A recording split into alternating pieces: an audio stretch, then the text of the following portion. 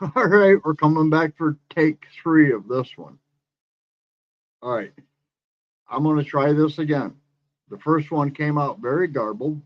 The second one, I went live, but apparently I didn't go live. But hopefully this one comes out clearer and better. But I responded to a video about a house that blew up where they complained and said that it was caused by an HVAC unit. Okay. I can tell you with proof that that is not possible and it is not true. All right. To give you some idea of how I know what I'm talking about, I worked for a company before I worked 32 years in the chemical plant industry. I worked for about 3 years for a group called Electronic Testing Laboratories, ETL, which was a registered UL lab, which is United Labs, which, if you don't know them, if you look at any extension cord and most appliances at your house, they will have either a UL or an ETL label on them stating that they have been tested to be usable. Okay. That was our job. At ETL, my job was to test HVAC units. And I had my own laboratory where we could put all kinds of conditions into a room. I could make it rain. I could make it snow. I could make it do anything I wanted it to do. And the units were based on, and this is all units. It's not just one or two. This is carrier, it's all. Now, the house that blew up did have a carrier unit compressor outside of it. That compressor was still in contact. There was nothing wrong with it. So let me walk you through how this would work. The compressor unit runs on 230 volt AC. Okay. So inside you have your mini split. The only thing that connects the mini split to the compressor unit, other than the refrigeration lines, is a really small cable. It's called a communications cable. A communications cable is made of very small twisted wires, meaning that the inside mini split unit could run on no more, and I mean no more, than 12 volt DC voltage. The compressor unit changes it out to that.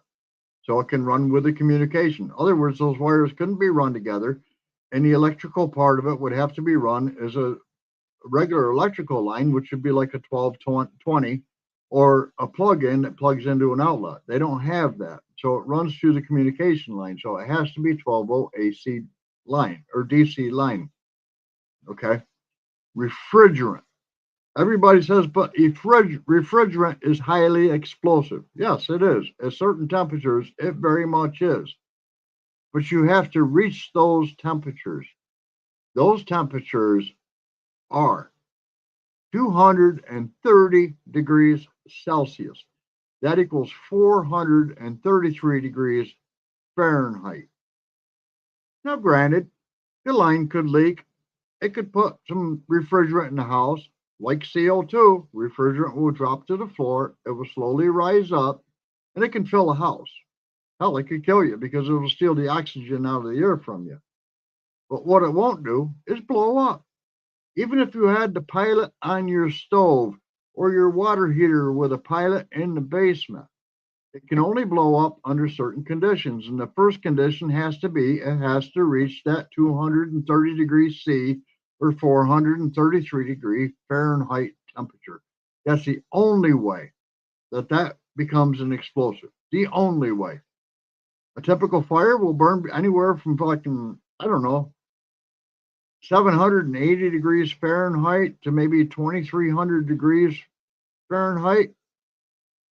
Yeah, at them conditions, it would be explosive, but that means there was already a fire in the structure before that became a problem. But now we come back to the other issue. If that was the problem, how come the condenser on the outside of the house was still intact?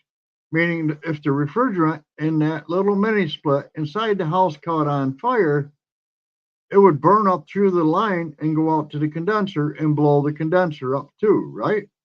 No, it didn't happen. So what they're blaming on this is not possible. It's impossible. It's totally irrelevant what they claim for this fire. And I've been dealing with people that don't know how this works. And I answered the video and said, no, it's not HVAC that causes fire. And I've gotten so much feedback from it. So I just had to come out with this one and see what I could do with it. And let's see how it plays out. I don't know. Will they watch it? Will they won't? Probably not. But at least I got my 2 cents in.